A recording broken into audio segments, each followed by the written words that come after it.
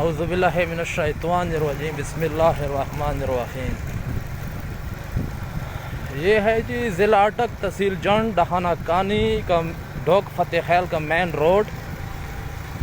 پاکستان 1947 میں آزاد ہوا، اس دن سے لے کے آج تک تقریباً 73 سال گزر گئے ہیں، لیکن آج تک کسی سیاسی حکومت میں یا فوجی حکومت نے ہمارے گاؤں کو نظر انداز کیا ہوا ہے۔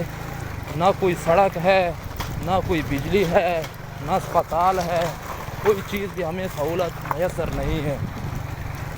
اسی روڈ پہ ہمارے گاؤں کے لوگ آتے جاتے ہیں اور بہت تکلیف ہے، لیکن یہ سیاسی لوگ صرف 5 سال کے بعد اپنا دیدار کراتے ہیں، ووٹ مانگتے ہیں، بھکاریوں کی طرح آتے ہیں، ادھر بہت سارے وعدے کرتے ہیں اور چلے جاتے ہیں۔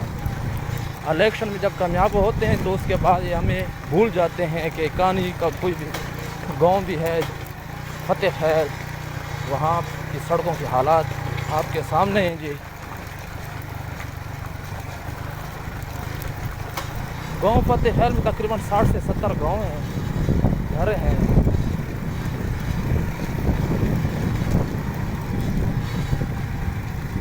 یہ روڈ کی حالت دیکھیں جی۔